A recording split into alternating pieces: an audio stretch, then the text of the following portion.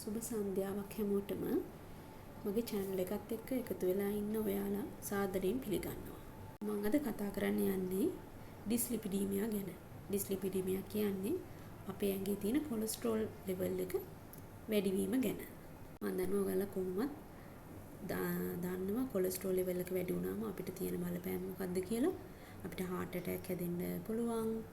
ආඝාත තත්ත්වයක්, ඒ කියන්නේ stroke එකක් හැදෙන්න පුළුවන්. කකුල් නහර හිරි බ්ලොක් වීමක් ඇති වෙන්න පුළුවන්. අනිත් ඕනෑම අවයවයකට ඒකෙන් බලපෑමක් ඇති වෙන්න පුළුවන්. මොකද්ද මේ කොලෙස්ටරෝල් කියන්නේ? එහෙම නැත්නම් ඩිස්ලිපිඩීමියා කියන්නේ? අපේ ඇඟේ තියෙන ලිපිඩ් ලෙවල් එක තියෙන ඕන ලෙවල් එකට වඩා වැඩි වීමක්. විවිධ වර්ගීය ලිපිඩ්ස් තියෙනවා, කොලෙස්ටරෝල් තියෙනවා, ට්‍රයිග්ලිසරයිඩ් කියලා තියෙනවා, low density lipids කියලා තියෙනවා, high density lipids කියලා තියෙනවා. ඉතින් මේවා තියෙන්න ඕන ලෙවල් එකට වඩා අපර් ලිමිට් එකට වඩා වැඩියෙන් තිබුණම අපි කියනවා ඩිස්ලිපිඩීමියා කියලා. වර්ග දෙකක් තියෙනවා මම මේ පෙන්නලා තියෙන විදිහට primary dyslipidemia and secondary dyslipidemia. කියන්නේ ඔකට ජෙනෙටිකලි පරම්පරාවට හැදිලා තියෙන එකක් වෙන්න පුළුවන්. උඩා ඒ කියන්නේ යම් කාලයේදීම වයස අඩු කාලයේදීම හැදෙන කට්ටියගේ ඒක දැක ගන්න පුළුවන්. ඩිස්ලිපිඩීමියා කියන්නේ අපි කවුරුත් දන්න විදිහට අපි sedentary lifestyle එකක් නම් ගෙවන්නේ. ඒ කියන්නේ වාඩි වෙලා කරන ජොබ් එකක් නම් ගොඩක් වෙලාවට ගන්න කරන්නේ. එතකොට අපේ physical activities අඩුයි. ඒ වගේම diet එක හොඳ නැත්තම්, හොඳ diet එකක් ගන්නේ නැත්තම්, diabetic තියෙනවනම්, hypothyroidism, thyroxine level එක අඩු ලෙඩක් තියෙනවනම් ඩිස්ලිපිඩීමියා හැදෙන්න පුළුවන්. ඒකට දැන් ඔකට්ටිය සාමාන්‍යයෙන් මට කොලෙස්ටරෝල් වැඩිද කියලා දැනගන්න නම් මොනවද කරන්න ඕනේ? මම චෙක් කරගන්න ඕනේද ගිහිල්ලා කියලා හිතෙනවනේ. ඉතින් අපි බලමු කාටද මේක චෙක් කරන්න ඕනේ කියලා. ඔබ අවුරුදු 35ට වඩා වැඩි නම් ස්ක්‍රීනින් ප්‍රෝග්‍රෑම් එකට යන එක හොඳයි. අනිවාර්යෙන් එකපාරක් හරි චෙක් කරලා තියාගන්න. ඒ වගේම බ්ලඩ් ප්‍රෙෂර් එක 140යි 90ට වඩා වැඩි නම් සීනි, කොලෙස්ටරෝල්, ක්‍රියැටිනින් ලෙවල් එක බලන්න ඕනේ. ඔයාගේ waist එක, height එක, waist to height ratio එක, ඒ වගේම ඔයාගේ weight එක උසට සරිලන බරක් තියෙනවද කියන එක. ඒ වගේම ඉදිරි අවුරුදු 10 ඇතුළත කට්ටියට heart attack එකක්, stroke එකක් එන්න chance එකක්, risk එකක් තියෙනවද කියන එක බලා ගන්න ඕනේ. ඒවා ඔබ පවුලේ වෛද්‍යවරයාගෙන් බලා ගන්න පුළුවන්. අවුරුදු 35ට වැඩි blood pressure එක 140ට වැඩි ඉක්ුදී වැඩියාව නැති වුණත් ගොඩක් බරින් වැඩි BMI එක ගොඩක් 25ට වඩා වැඩි අය අනිවාර්යෙන් කොලෙස්ටරෝල් චෙක් කරගන්න. එතකොට කාට හරි හිතෙන්න පුළුවන් අවුරුදු 20 34 අවදියේ චෙක් කරන්න ඕනේ නැද්ද කියලා. එයාලා චෙක් කරන්න ඕනේ. හැබැයි මෙහෙමනම් කට්ටිය දුම් බොනවා නම් අවුරුද්දකට වැඩි කාලයක් තිස්සේ.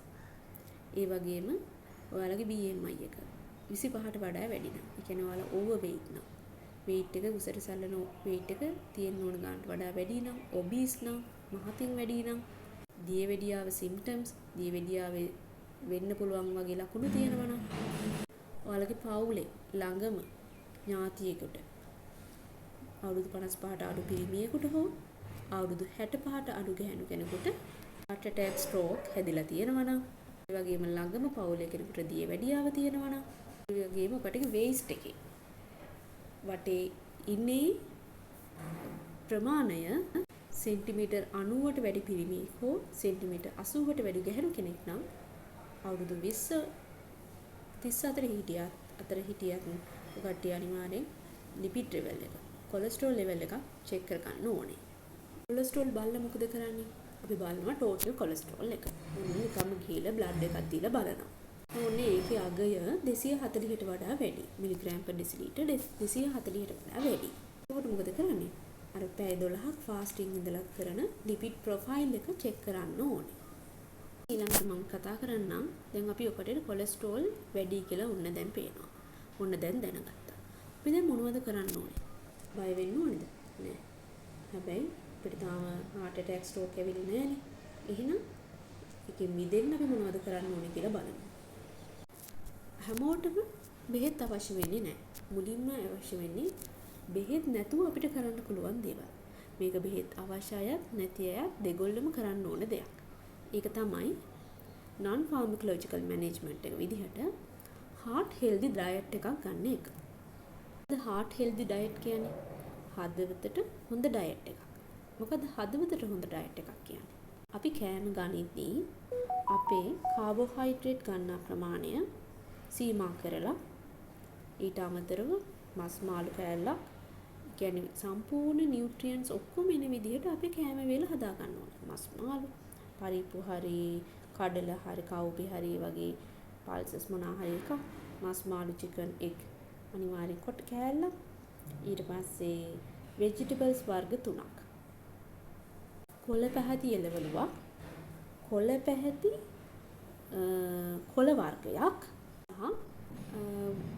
මුල අදින එළවලුවක් කියන්නේ ඒ කියන්නේ root vegetables කියන්නේ ආල බත්තල හරි මොනවා හරි ඒන් එක කොටසක් පොඩි portion එකක් ආහාර වලට එකතු කර ගන්න පුළුවන්. ඒතර අපි මේක හදද්දී coconut milk කියන්නේ පොල් කිරි කප් භාගයක් එහෙම නැත්නම් කොක මේ වගේ වෙන්න කෑම වේල හදා ගන්න ඕනේ. මම heart healthy diet එක ගැන වෙනම වීඩියෝ එකක් ගේන්නම්. හරියටම අපි මොනවද කෑම වේලට අඩංගු කරගන්න ඕනේ කියලා. ඊළඟට exercises ගත්තම regular physical activity. regularly කරන්න ඕනේ exercise ප්‍රමාණයක් තියෙනවා. එන්නේ moderate intensity physical activity විදිහට අපි ඇවිදින එකක්, gardening ඒ වගේ දෙයක් විනාඩි 30ක් දවස් 3ක් 5ක් සතියකට කරන්න ඕනේ. එහාට ගියාම flexibility weight විදිහට කරන්න තියෙන දේවල්. ඒ කියන්නේ ඔය යෝගා හරි අර නැමිලා දිගෑරිලා ඇඟිලි පහළ ඇඟිලි ටෝ එක ටච් කරන විදිහට මේ මසල් ඔක්කොම ෆ්ලෙක්සිබල් වෙන විදිහට හැම මසල් ගෲප් එකකටම හැම මසල් එකකටම පැටර්න් එක්සර්සයිස් එකක් අපි කරන්න ඕනේ. ඊට පස්සේ මසල් ස්ට්‍රෙන්තන් කරන්න එක්සර්සයිස් විදිහට දන්නවා පුෂ් අප් කරනවා, ස්ක්වොට්ස් කරනවා, පුල් අප්ස්, weight lifting ඒ වගේ දේවල් කරන්න පුළුවන්. ඒකත් අපි කියන්නේ දිගටම කරන්න කියලා. කරන්න කියන්නේ දැන් අපි හිතමු පුෂ් අප් කරනවා කියලා. එතකොට පුෂ් අප්ස් 8ක් කරනවා නම් දවසට ඔය දෙකක් කරලා විනාඩි 2ක් රෙස්ට් එකක් ගන්න. එහෙම නැත්නම් 4ක් කරලා විනාඩි 2ක් රෙස්ට් එකක් ගන්න. ඒ විදිහට පුෂ් අප්ස් 8ක් දවසට වැටෙන විදිහට දවස් 3ක් සතියට කරන්න. එතකොට අන්න ඒව තමයි ෆිසිකල් ඇක්ටිවිටි විදිහට රෙකමන්ඩ් කරන්නේ කොලෙස්ටරෝල් ලෙවල් එක තියෙන කෙනෙකුට අඩු කරගන්න. අපි heart healthy diet එකක් විදිහට ඔක්කොම නියුට්‍රියන්ට්ස් වැටෙන ෆුඩ් එකක් කන්න පුරුදු වෙන්න ඕනේ. ඒ වගේම fiber rich diet එකක්. ඒ කියන්නේ සම්පූර්ණ ඒ කියන්නේ හාල් ගත්තොත් අපි පොත්ත සහිත හාල් කියලා කියනවනේ. දැන් රතු හාල් වල පොත්ත තියෙනවා. අතන පොත්ත සහිත හාල්. එතකොට ෆයිබර්ස් වැඩියෙන් තියෙන මොන ආහාර වර්ග? අඹ, කොළ වර්ග, පතෝල, ඇටකොළු වලක් තියෙනනේ නේද? ඒ වගේ කෙඳි සහිත ආහාරයක් අනිවාර්යෙන් එකතු කර ගන්න ඕනේ අපේ ආහාර වේලට. හොඳ තෙල් වර්ග එකතු කර ගන්න ඕනේ. මාජරීන් ගන්න එපා කියලා කියනවා. හොඳ තෙල් වර්ග විදිහට පොල් තෙල් දැන් රෙකමන්ඩ් කරනවා. පොල් තෙල් හොඳයි කියලා. ඒ වගේම ඔලිව් ඔයිල් හොඳයි කියලා රෙකමන්ඩ් කරනවා. පුළුවන් අය ඒව අරගන්න. ඊට පස්සේ ඔය සාලය, හුරුල්ලා, සාඩින්, සැමන්, කැරමල් මැකරල් වගේ මාළු වර්ගයක් එකතු කර ගන්න ඕනේ. සමාවෙන්න. ඒවා වගේ මොනවා හරි එළවලු වර්ග 3කින් හදා ගන්න ඕනේ. පුළුවන් තරම් ඔයිල් තෙල් භාවිතය අඩුවෙන් හදන්න උත්සාහ කරන්න ඕනේ. ඒතර තෙල් අඩුවේ දාලා හදන ක්‍රම තියෙනවා. මේ ලංකාවේ ඕන තරම් අපේ මිරිසට ඇඹුල් තෙල් දාන්න පුළුවන්. ඇඹුලට හරි මොනවා හරි විවිධ ක්‍රම භාවිත කරලා තෙල් අඩුවෙන් දාලා උයන්න උත්සාහ කරන්න ඕනේ. කඩේ කෑම, එතකොට ජංක් ෆුඩ් කියන්නේ ප්‍රොසෙස් කරපු ෆුඩ් ඒවල ගොඩාක් සොසේජස් ඒවල ඒවල තෙල් අධිකයි. එතකොට ඒ වගේම හොඳ නැහැ කියලා තමයි කියන්නේ. එතකොට මේ වගේ ඩයට් එකක් සහ ඇක්ටිවිටි, ෆිසිකල් ඇක්ටිවිටි, එක්සර්සයිස් රෙජිම් එකක් ඔය කට්ටිය කරගෙන යන ගමන්ම සමහර වෙලාවට සමහර අයට බෙහෙත් වලට යන්නත් වෙනවා. සමහර අයට ඒක කරාට මාස 3කින් ආපහු චෙක් කරාම ලිපිඩ් ලෙවල් එක අඩු වෙලා නැහැ. කොලෙස්ටරෝල් අඩු වෙලා නැහැ. ඒක ඩයට් ප්ලෑන් එක හරියට ගිහිල්ලා නැහැ. එක්සර්සයිස් හරියට ගිහිල්ලා නැහැ. සමහරට හරියට ගියත් අඩු වෙලා නැහැ. එහෙමනම් ඔන්න ස්ටැටින් කියන ටැබ්ලට් එකක් තමයි ඉස්සෙල්ලාම රෙකමන්ඩ් කරන්නේ වෛද්‍යවරු. ස්ටැටින් වර්ග සිම්වාස්ටැටින් හරි ඇටවාස්ටැටින් හරි රසවාස්ටැටින් වගේ ස්ටැටින් එකක් තියෙනවා. ඒවට හරි ගියේ නැත්නම් වෙන බෙහෙත් වර්ග ඇඩ් කරනවා. ඒත් කාටද ස්ටැටින් ඕන වෙන්නේ? අපි හිතමු ආපු ගමන්ම මේ එක්සර්සයිස් ඒව රෙජිම් කරලා ඉන්න කියනවද ස්ටැටින් පටන් ගන්නවා. ඒත් ස්ටැටින් පටන් ගන්නවා නම් කාටද පටන් ගන්න? දැන් patient කෙනෙකුට අපි හිතමු මේ ස්ට්‍රෝක් හරි MI හරි වෙන මොනවා හරි ඒ වගේ හිස්ටරි එකක් තියෙනවා නම් අනිවාර්යෙන් ස්ටැටින් එකක් පටන් ගන්නවා. ඩයබටික් නම් අවුරුදු 40ට වැඩි නම් අනිවාර්යෙන් ස්ටැටින් එකක් පටන් ගන්නවා. එතකොට පවුලේ අයගේ කොලෙස්ටරෝල් ලෙවල් එක වැඩි තියෙනවා නම් අනිවාර්යෙන් ස්ටැටින් එකක් පටන් ගන්නවා.